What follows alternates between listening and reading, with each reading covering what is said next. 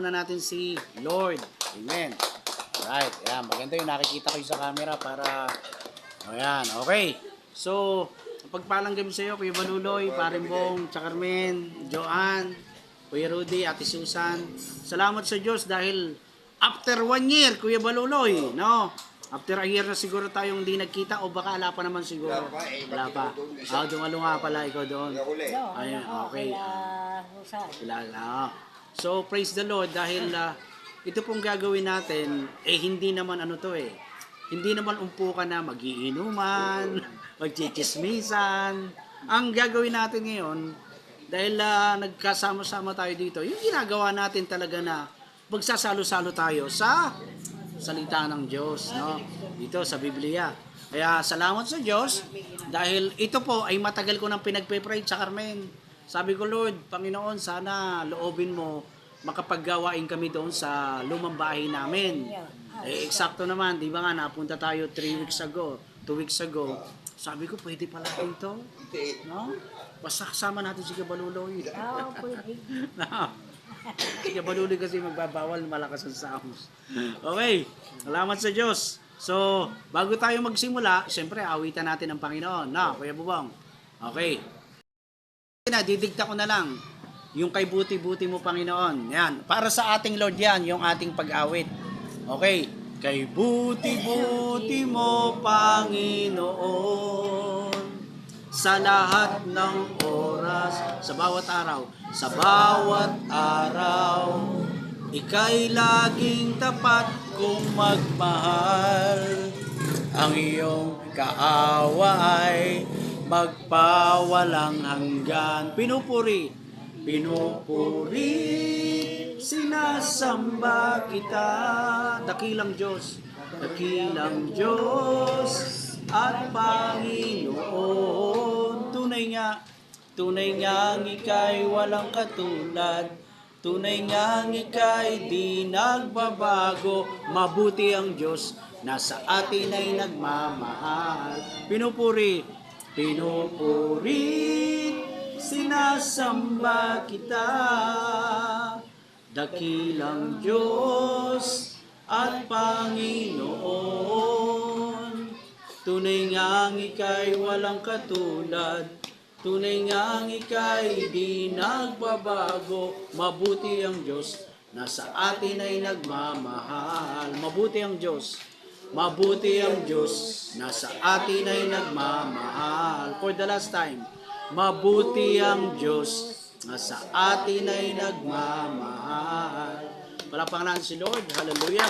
Purihin natin ang ito sa aking ibabahagi sa inyo ay ito ay tungkol sa kaligtasan. Kapag kaligtasan, siyempre sa English niyan, salvation. No?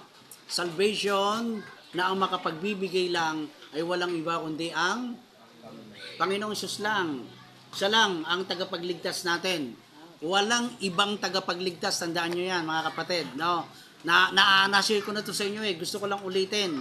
Na walang ibang magbibigay ng kaligtasan kundi si Jesucristo lamang.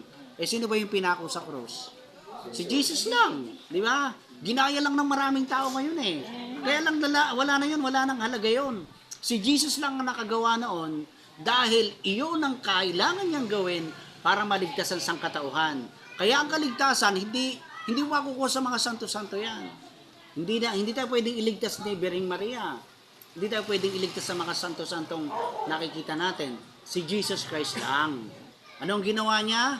Sinakripisyo niya yung sarili niyang buhay, ipinako siya sa krus, sa pamamagitan ng kanyang pagtigis ng dugo. Sabi niya, by the blood of Jesus sa krus ng Kalbaryo, iyon ang pinambayad niya para matubos yung kasalanan natin. Sa totoo lang, dapat ang tao daw ang dapat magsakripisyo at ipako.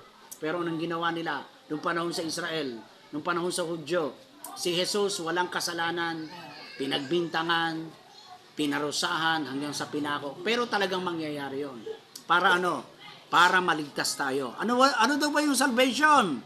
Salvation is the state of being saved or protected from harm or a dire situation. Ibig sabihin daw, ang kaligtasan ay kalagayan ng pagiging ligtas o nagpuprotekta mula sa panganib o isang masamang sitwasyon.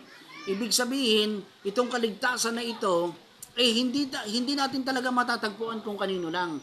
Kay Hesus Kristo lamang. Bakit? Kasi ganun ang pagmamahal ng Diyos Ama sa atin. Anong ginawa ng Panginoong Diyos Ama? Isinugo niya ang kanyang kaisa-isang anak. At ang sabi, na kung sino man ang manampalataya sa Panginoong Hesus ay maliligtas, magkakaroon ng buhay na walang hanggan. Hindi mapapahamak. Kasi kapag sinabing kapahamakan, pupunta ka sa impyerno. Pag hindi ka nanampalataya kay Jesus, pag hindi mo sa kinilala bilang iyong Diyos at sariling tagapagligtas, ay pag nakamatay mo yung kasalanan mo, doon ka sa kapahamakan. Pag sinabing kapahamakan, impyerno. Amen. Amen. Kaya yung John 3:16, anong sabi sa John 3:16? Kuya Rudy, lakasan mo po. Kaya na lamang ang pag-ibig ng Diyos sa sanlibutan, kaya binigay na niya ang kanyang buktong na anak. At ang sino na sumampalataya, hindi mapahamak, hindi magkaroon ng buhay. Buhay na walang hanggan. Palataya sa anak. Sino yung anak? Si Jesus. Di ba? Ay magkakaroon daw ng buhay na walang hanggan. Hindi na mapapahamak. Pero, dapat lang ba natanggapin natin pagkatapos wala na tayong gagawin? May gagawin. So, doon na pumapasok yung faith with action. So, kapag nanampalataya ka na kay Jesus, matagal na kayong nakarinig ng salvation. Sinishare ko sa inyo. Siguro mga 2 taon na yon. Nagsimula tayo dyan, kilad sa Carmen. 2 years ago na yon, di ba? Matagal na. So, alam nyo na dapat kung sino yung inyong tagapagligtas at yun ay walang iba kundi ang ating Panginoon. Okay, ano nga ba ang ginawa ni Jesus para sa atin? Una, si Jesus ay namatay para sa ating mga kasalanan. Anong sinasabi sa Roma 5:6-8? Namatay si Kristo sa takdang panahon Yun. para sa mga makasalanan. Kasalanan. Mahirap mangyaring iaalay ni naman ang kanyang buhay Amen. alang-alang sa isang taong matuwid. Amen. Kahit na maaaring may mga has na gumawa nito alang-alang sa isang taong mabuti. Mabuti. Ngunit, pinatunayan ng Diyos ang kanyang pag-ibig sa atin Yun. nang mamatay si Kristo para sa atin noong tayo'y Makasalanan pa. Amen. Palapakan natin, talatang yan ng Panginoon. Di ba? Ang sabi sa verse 8, ngunit pinatunayan ng Diyos ang kanyang pag-ibig sa atin nung mamatay si Kristo para sa atin nung tayo'y makasalanan pa. So anyway, talaga namang tayo po yung mga makasalanan. Hanggang ngayon, nakakagawa tayo ng kasalanan, di ba? Oo. Ang mahalaga noon, Tsa Carmen, kay Baluloy, Joanne, Parimbong, Kuya Rudy, meron tayong parang tinatawag na nakukonsensya na tayo. Ang tawag doon, tinatapik ka na ng Holy Spirit, na nakukonvict ka na kapag gumagawa ka ng kasalanan, sinadya mo, maya-maya, bakit ginawa mo yan? Makukonsensya ka ngayon, anong gagawin mo? Magsisisi ka. Panginoon, patawarin niyo po ako. Nagawa ko po kanina. Nagawa mo na. Di pagsisihan mo. Kaya lang, ipangako mo sa Diyos na hindi mo na gagawin. Kasi alam ng Diyos yung puso natin kung sincere. Pero kung sinasamantala natin ang Panginoon, alam din ng Lord yun. Kaya nasa sa atin talaga yung pagbabago. Pagbabago natin, proseso yan, kung ikaw ay magkakaroon ng kooperasyon kay Lord. No? Halimbawa yan, tinanggap mo na si Lord. Yes, thank you Lord. Alam mo na sa sarili mo, ligtas ka na. Pero yung kaligtasan na iyon, dapat wino-work out mo yon. Ibig sabihin, sinusunod mo yung salita ng Diyos, ipinamumuhay mo, umaalis ka, umiiwas ka sa kasalanan. Yun ang ibig sabihin. Kaya itong binasa ni Ate Joanne dito, actually ito yung yung seguridad natin, yung security natin, na pinatunayan ng Diyos ang kanyang pag-ibig sa atin nung mamatay si Kristo para sa atin. Makasalanan ng tao, si Jesus Christ namatay para tubusin tayo. Di ba tingnan nyo, kung wala ang pagtigis ng dugo ni Jesus sa krus ng Kalbaryo, lahat tayo mapupunta sa impyerno. Wala tayong katubusan Walang alang humango sa atin sa impyerno, sa kasalanan. Lahat tayo ang bagsak natin, impyerno. Kaya, salamat mayroong Jesucristo. At mayroong Diyos Ama sa langit na pinakita niya yung pagmamahal sa atin. Kaya isinugo niya si Jesus. Amen. So, yun yung unang ginawa ni Jesus. He died for our sins. Namatay si Jesucristo para sa ating mga kasalanan. Roma 5:6-8, yung binasa ni Ate Joanne. Ano nangyari? Matapos ipako si Jesus sa krus, ano nangyari? Siya ay namatay. Yes, namatay. At ilang araw siya nabuhay? 3. Siya ay nabuhay, di ba? At naniniwala kayo hanggang ngayon buhay si Jesus. Nabubuhay siya. He lived forever and ever. At yung Espiritu Santo, yun ang nakakasama natin. Amen? Si Jesus, siya ang tunay na Diyos, siya yung buhay na Diyos. Hindi sa hindi sa peking Diyos.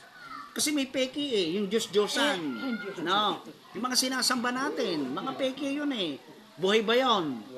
Hindi. Mga ano lang yun. Ika nga sabi ng mga Katoliko, Katoliko na tayo. Hindi naman natin hinusgan kasi nga dati tayong Katoliko Kaya lang, di ba, yung pananaw natin, Kuya Bubong, ikaw, gitarista ka namin ng araw sa choir. Di ba, yun naman ang nakasanayan natin Pasok tayo dyan sa simbahan. Luluhod tayo. Maglorosaryo tayo. Pero, yung sinasabi dito sa Biblia, malinaw na malinaw. Kasi ito yung pamantayan ng tao para sa maligtas. Ito yung dapat nating alamin. Ngayon, paano mo malalaman yung sinasabi ng Panginoon kung hindi mo babasahin? Kaya, sa biyaya ng Panginoon, naririto ako, gusto ko mailapit ko sa inyo yung salita ng Diyos. Gusto ko mga kamag-anakan ko, magkakasama tayo sa kaligtasan. Amen po ba? Maligtas kay Baluloy. Amen. Bong, ikaw gusto maligtas. Yeah. Siyempre, lahat tayo, di ba? Lahat tayo dapat maligtas. Iyon ay walang iba kung gagawin natin at susundin natin yung kalooban ni Jesus. So, hindi lang natin pwedeng sabihin na, ay, oo naman, brother boy, oo naman, kuya boy. Paano kung wala ka namang ginagawa? Wala kang aksyon. Di ba? Yung naririnig mo na yung salita ng Diyos, pinapasok mo, maya-maya lalabas na rito. Di ba? Yun ang mahirap Sabagay, ang pagbabago kasi talaga proseso yan. Proseso. Ang kailangan lang talaga, meron kang taos-puso na, Lord, gusto ko na pong sumunod sa inyo. Ilayo niyo po ako sa tukso, Panginoon. Bigyan niyo po ako ng matibay na pananampalataya para, Lord, makaiwas ako sa kasalanan na ito na inihahain ni Satanas. Amen! Hindi pa ako born again Christian. Pero 2006 ako na born again. 7 ako na water baptized. Pero yung pagdating ng 2008-9, ala pa rin. Pumapasok. Doon pa rin ako sa Makamundo. Inom pa rin, kung ano-ano. Napunta ako ng Brunei, kay Rex. 2010. Anong ginagawa namin doon? Masaya kami doon, lalo na pag nandun yung mga tropa ni Rex. Magiinuman kami, ako tagaluto ng pulutan. So yun yung, alam pagbabago, ika nga. Ang tagal. Hanggang nang nauwi ako dito, 2010, August yata noong September, sabi ko, hindi ako siniwerte sa abroad. Walang nangyari. Ano ang plano ng Diyos sa akin? Kasi sabi ko, Lord, born again ako pero parang ba't ganito? Sabi ko sa kanya, Panginoon, tulungan mo po ako. Gusto ko na pong maglingkod sa iyo. Gusto ko pong mag-serve sa iyo. Until 2011, nakita ko sarili ko, nagbabasa na ako ng Bible. Dumadalo na ako sa mga fellowship ni Tatay Pastor Berne. Nag-absent pa ako sa Calero para lang makapunta sa fellowship Nagdi-discern na ako. Nakiki-operate ako kay Lord. Hindi ko inano na, Lord, ikaw nang bahala. Wala na akong gagawin. Hindi ganoon. Kailangan meron tayong gagawin. May action. Hindi pwedeng wala. Kasi kung matutulog ka lang sa kangkuhan, anong ginawa mo? Nandoon pa rin yung kasalanan mo. Pabalik-balik ka lang. Until nakita ko na rin yung sarili ko, eto na, nag-aaral na ako ng salita ng Lord. May calling. May calling pala ako. May kanya-kanya tayong calling. May kanya-kanya tayong gifts. At malalaman nyo yun pag nagpatuloy kayo sa pagsunod kay Lord. Amen. Na ginagamit na ako ni Lord. Pagbubutihin ko na to. Hindi na ako babalik sa Makamundo. Di ba? Kasi pag bumalik ka ulit sa Makamundo, baka parusahan ka na ng Diyos. Nakakilala ka na anak. Ba't umaalis ka pa sa bakod ko? Yun ang gusto ng Lord kasi. Huwag ka nang umalis sa payong niya, sa anino niya. Ayaw niya nang umalis tayo. Yung mga tupa, alam niyo yung literal Gusto ng Panginoong Sus, lahat tayo makarating sa buhay na walang hanggan. Kaya lang, binigyan nga tayo ng free will, binigyan tayo ng kalayaan, hindi tayo ginawang robot, hindi naman tayo disusi. Eh, nasa sa atin talaga kung gusto mong mapahama, gagawa ka ng kasamaan. Hindi ka magpapasaw, hindi ka susunod kay Lord. Pero kung gusto mong mapunta sa kaharian ng Diyos, susunod ka hanggang sa dulo ng iyong hininga. Amen? So, yun yung ikalawa. Una, Christ died for our sins. Namatay si Jesus para sa ating kasalanan. Pangalawa, siya ay namatay. At after 3 days, siya ay nabuhay. So, number 3, He arose from death. Siya ay nabuhay mula sa mga patay. Yun ang ibig sabihin nun. So, yun ang ginawa ng Panginoon sa atin. Amen.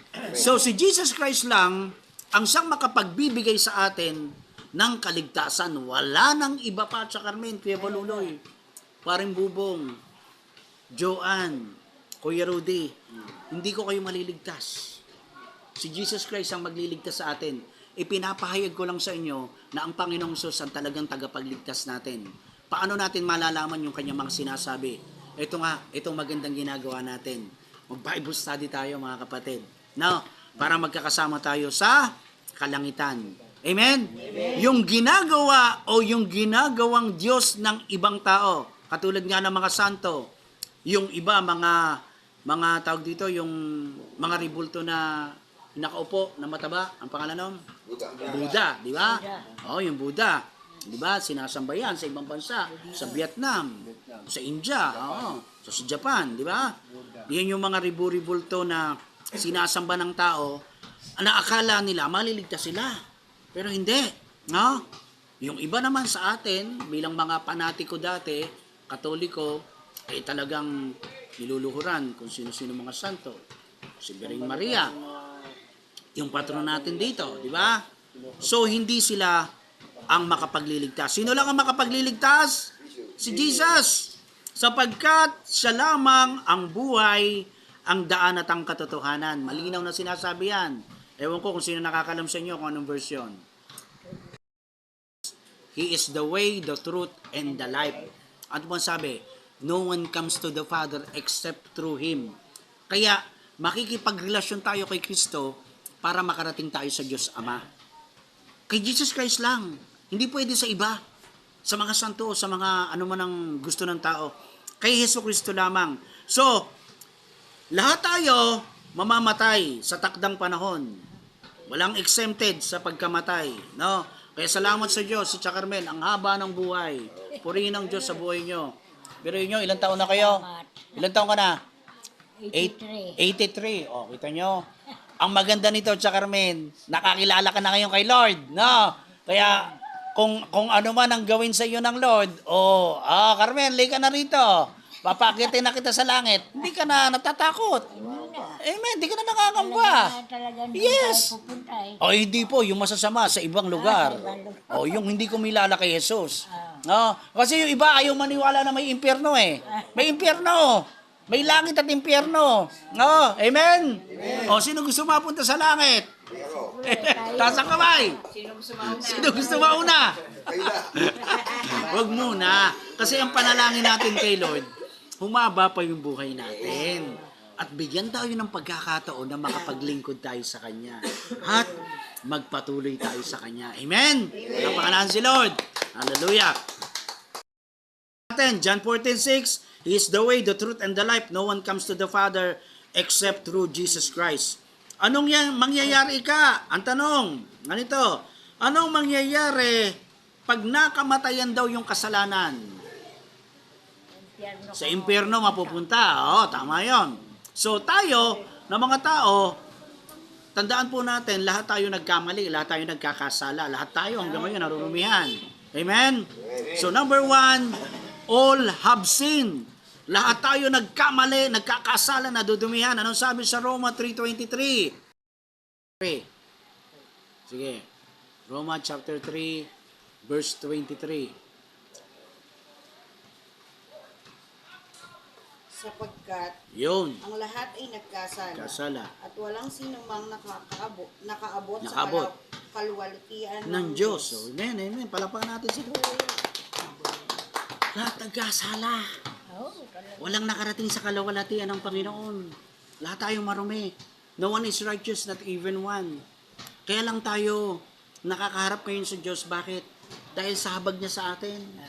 Dahil sa awa niya sa atin. Kaya nga buhay tayo ngayon eh. Dahil lang sa biyaya at habag ng Diyos sa atin eh.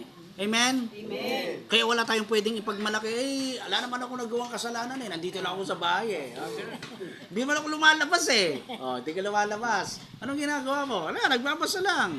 Ano pa ginagawa mo? Nanonood lang ako TV. Ano pinapanood mo? Yung mga makalitawang kuyukot. Di ba? Doon pa lang. Oo. Tapos naisip mo yung nakaaway mo. Naisip mo yung kapitbahay mo. Nakapag-isip ka ng di maganda, nagkasala ka na. Sa isip, no? Sa isip, nagkasala ka na. So, yun yung sinasabi rito. Roma 3:23, all have sinned. Yan. Amen? At susundan nyo yung tinuturo natin. Amen? Kaya maganda talaga sa sunod. Mayroon kayong notebook. Number 2 na tayo. The wages of sin is death. Ang kabayaran ng kasalanan ay kamatayan. Amen. Sinong nagkasala nung panahon ng ninuno natin? Si Abat, si Edan at si Eva, no? Dahil sila'y nagkasala noon, anong ginawa nila, paring bubong? Pinagtago, anong ba nagtago? Sabi ng Panginoong Yahweh, yung gagalawin yung nasa gitnang puno na yan. Ang tawag doon is fruit of knowledge. Oo. So dahil natukso sino unang natukso? Si Eva, no? Tinukso siya ni Satanas. Na nag-anyong ahas. Diba?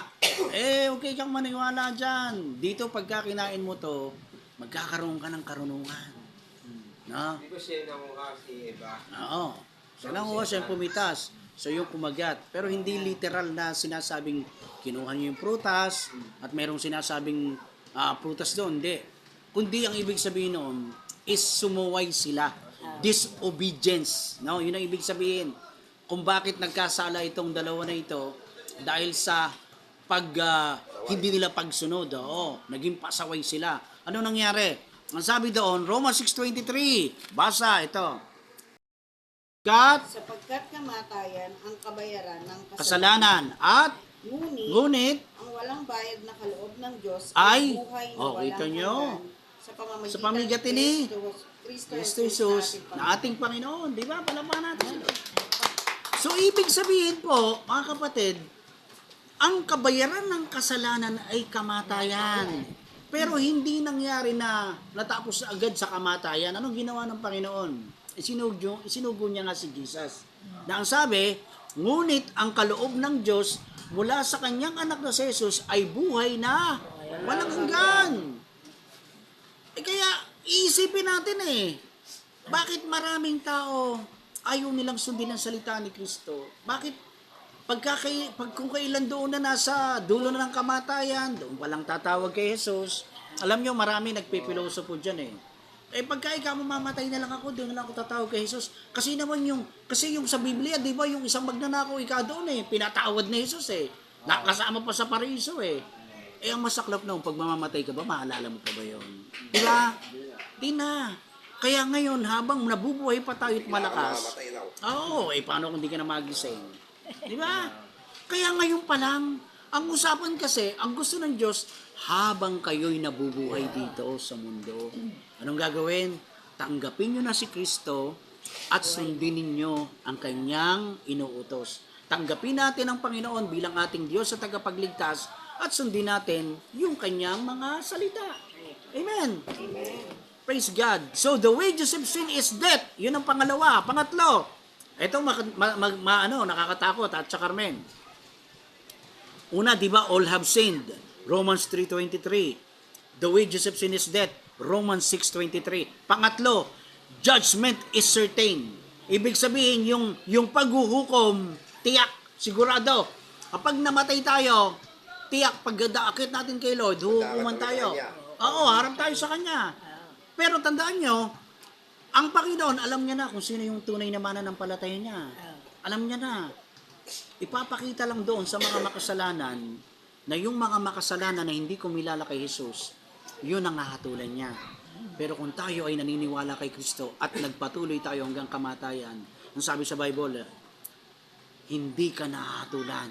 Bagkus, ililipat ka na sa buhay na walang hanggan. Halimbawa, ito tayo. Nananampalataya tayo ng Panginoon. Naglingkod tayo sa Kanya. Naging tapat tayo sa Kanya hanggang wakas. Pag-akit natin kay Lord, anak, halika na rito. Well done, my good and faithful servant. Ang hahatulan pare, yung mga namatay na hindi kumilala kay Jesus. Yung nag-reject sa Kanya. Yung nakamatayan ang kasalanan. Sila yung hahatulan. Kaya sabi, judgment is certain.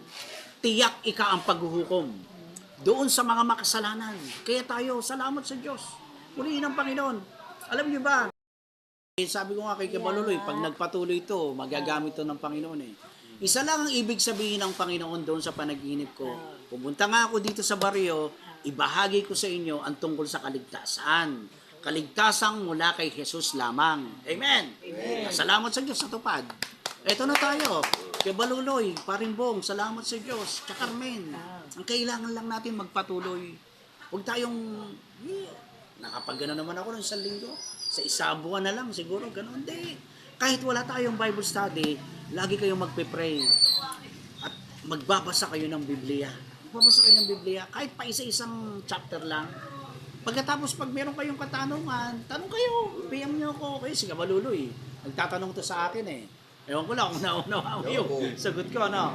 Pero I thank the Lord, kay Baluloy, sa totoo lang, ang maging tapat sa Panginoon hanggang wakas, o ang nananatiling tapat sa Kanya hanggang wakas, ang siyang maliligtas. Malinaw na sinasabi yon. Kaya kung tayo po'y mananatili na tapat, although nagkakamali talaga tayo, kasama sa buhay natin yan. Pero ang importante, yes, maraming tukso, pero ibig sabihin, kung meron ka ng matibay na pananampalataya, iiwas ka na. Aalis ka na. Actually, yung mga dati kong kasalanan na sinuko ko sa Diyos, katulad ng masasamang bisyo, sinuko ko na sa Panginoon niya. Nagkakamali ako minsan, nagkakasala ko, yung kapag nakakapagsalita ko ng hindi maganda sa kapwa sa akin, sa kapwa ko, yung nakaka-offend. No, pero hindi ako nagmumura. No, kasi nga sinuko ko na kay Lord yan eh. Hindi na rin ako uminom ng alak. Lalong hindi na rin ako nagdodroga.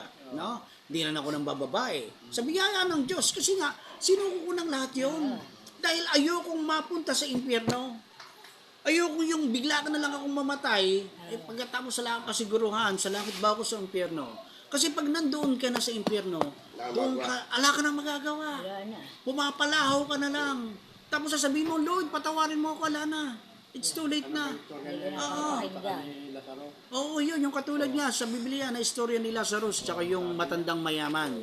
So pinapatunayan lang na sa Biblia na sinasabi rito, it is appointed for men once to die and after that is judgment. So pag namatay tayo, ang spirito natin aakit sa langit, huhukuman ka ng Panginoon. Pero kung ikaw ay mananampalataya ng Panginoon, di ka nahatulan. Ililipat ka na sa buhay na walang hanggan. Sasabihin sa iyo ng Panginoong Sus, sa Carmen, halika na anak dito, well done. Welcome home. Yan. Kasi ang mga mananampalataya ng Diyos, hindi ito yung tunay nating tahanan. Dumadaan lang tayo dito. Ang tunay nating tahanan sa langit. Yun sa mga mananampalataya, kaya kailangan mong manampalataya para makapunta ka talaga sa tahanan ng Panginoon. Okay, dito na tayo.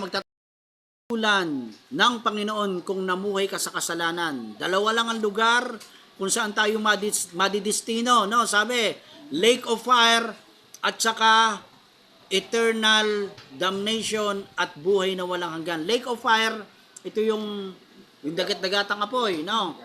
Yung eternal damnation, ibig sabihin yung habang-habang panahon ka nandun ka nagdurusa.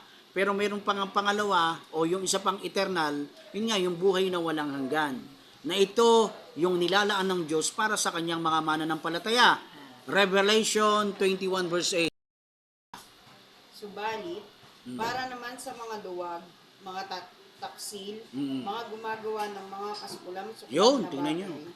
mga mamamatay tao, Mamatay tao, mga nakikiapid, nakikiapid, mga mangkukulam, mangkukulam. mga sumasamba sa Diyos Yun, mga sumasamba sa mga at sa Diyos-Diyosan. lahat ng mga sinungaling. Sinungaling. Ang sabi, magiging bahagi nila nila ay sa lawa ng ang nagliliyab na apoy Yun. at asupre. nako, Ito ang pangalawang kamatayan. oh, yun daw ang second death. Diba? Yun ay para sa mga taong talagang gumagawa ng matitinding kasalanan, yung kasuklam-suklam. Diba? Sabi yung mga nakikiapid, gumagawa ng mga kasuklam-suklam na bagay, mga mamatay tao, mga mangkukulam, mga sumasamba sa Diyos-Diyosan, at sa lahat ng mga sinungaling. No? Napakasakit dito. Ano sabi? Ang magiging bahagi nila ay salawa ng nagliliyab na apoy at asupre. Ano yon? Impyerno. O, di ba? Kaya kailangan malaman to ng mga maraming tao, lalo na dito sa lugar ng Sibakan, na mabahagian natin ang salita. sa, sa susunod. Ay, maidadagdag na insight dito sa ating pag-aaral. Yung tumingin sa akin yung si Lord lang. Si Lord Jesus lang, yes. Ang talagang tagapagligtas. Yes, amen. At diba, in reality dito sa buhay natin sa lupa, napakaraming luho, pera, laas o kung Material. ano sarap ng buhay. Ay, Walang kahit na ano man doon ng makakapagligtas sa amen. No. Hindi si Lord lang. Si Diba? Lord lang. Nagkakasakit tayo, nagpapagamot tayo, gumagaling tayo. Pero kung yung buhay natin, hindi natin iaalay kay Lord, Amen. hindi pa rin tayo. Wala. Oo. Di ba? Kahit na mabuhay tayo ng sobrang tagal, kung hindi para sa Panginoon yung buhay natin, Wala. hindi tayo malilimutan. Hindi tayo maliligtas. Amen. Kasi maiksi lang ang buhay dito, di ba? Wala pa nga si Lord sa buhay ni Ate Joanne. Ganda ng kanyang insight, di ba? So ito, pag nagpatuloy ito magiging servant ni Lord to, sa totoo lang. Oo nga Hindi lang siya makapag-off. Kasi sinasama ko to sa church kaya lang wala siyang off. Hindi pa siya nakarating sa tuya. Pero nakarating na, welcome na siya. 2 beses, 3 beses na. Oo. O kita mo, tama sinabi niya, kahit gaano kadami pera mo, Wala naman. pag kinuha na ng Lord, buhay mo, hindi ka maliligtas sa pera mo. Hindi ka Yes. maliligtas ng kahit. Hindi ka maliligtas ng kahit anumang pera mo yan, kayamanan mo yan. Si Lord lang. Ang maganda roon, habang nabubuhay tayo, meron tayong tamang relasyon kay Kristo. Para pag namatay tayo, sa langit tayo. Ito, ang tagal kong hindi nakasama to. Siguro mga 1 taon na rin yan. Kuya Bong, ano yung... Bata pa siya nakasama mo. Bong, ano yung... Hindi dahil sa kanya, dahil binigay niya ang bugtong niya Yun. para tubusin natin mga Tubusin niya ang ating mga kasalanan. Sino yon? si Kristo. Si Kristo lang. So, kanino ka lang sasamba? Ay, Kristo. Kay Kristo lang, pare. Naalala mo yung binigay ko sa yung Bible? Binabasa mo ba? Ako nung binabasa. Nandyan pa, buhay pa naman. Amen. Palakpakan si Lord sa buhay ni Paring Bo. Alright. Hallelujah. Purihin natin ang Diyos. Kebas, ano yung may dadagdag dito sa ating pag-aaral? Yung, diretso. Diretso na yan, pagka andito ka. Amen. Amen. Kanya na, Kaya nga Ito, aalagaan ko talaga to maalaga So, diretso lang. Diretso lang. Huwag nang Kalimot ka man, doon pa rin. doon pa rin. Pero iiwas ka na sana, no? Pag nandyan na yung mga tukso iiwas ka na. Kasi mahirap. Ay baka dumating ang buhaw Buhat yung buhawi, kasama ako eh. O, matangay ka. Oo, kahit lumapit, maiiwan ako. Okay. So, yun ang insight ni Kabaluloy. Kaya ako, di ba? Oo. Bitaw eh. Amen. Dire-diretso lang. Huwag na tayong pupunta pa sa iba. Liligaw. No? Huwag na tayong liliko. Amen. Palakpakan na si Lord sa buhay ni Kabaluloy. Hallelujah. Okay. Kaya, dadagdag na insight dito sa ating pinag-aralan Sa buhay tungkol. ko na ito. Oo. Buhay ko na ito. Masaya na ako dahil na ako nakarating sa edad ko na ito. Amen. Wala akong kuwan. Wala kayong mga maintenance na marami, ano? Wala na akong kuwan. Meron naman, kaya Oo. malakas pa rin. Malakas pa rin. Sa mga anak ko, Kalagayan at ayos lang Oo. naman. Dahil nga, ginagabayan nila ako. Amen. Amen. Ngayon, sabi ko nga, sa buhay ko na ito, wala na akong hihilingin pa. Amen. Po namin dito sa aming lumang bahay dito, yung proteksyon at kila Ate Susan, Lord, yung pagpapala, yung pag-ibig, Panginoon, yung guidance mo, Lord Jesus. Salamat po at maingat na po namin binabalik sa iyo ang pinakamataas na papuri, ang pagsambat pagluwalhati. Ito po ang aming sama-samang panalangin sa pangalan ng aming Panginoong Kristo na aming tagapagligtas. Ang lahat ay magsabi ng Amen. Amen. Praise God. Amen. Okay. Tapos, no? Salamat sa Diyos. Purihin natin ang Panginoon. At nakatapos kami sa unang pagkakataon dito sa Sibakan, sa lumang bahay ng pamilya namin, Santos Family, ay nagkaroon kami ng Bible study. Salamat sa Panginoon, and to God be the glory. God be the glory. Hallelujah. Praise the Lord. Thank you kay Baluloy. Paribong. Carmen. Salamat. John, salamat. Sige. 83 years old na si Tia Carmen. Malakas pa rin. Bata pa. Oh, bata pa. Oh, di ba? Boy, naalala ko dati. Kaisa-isa na lang. Yung dati bang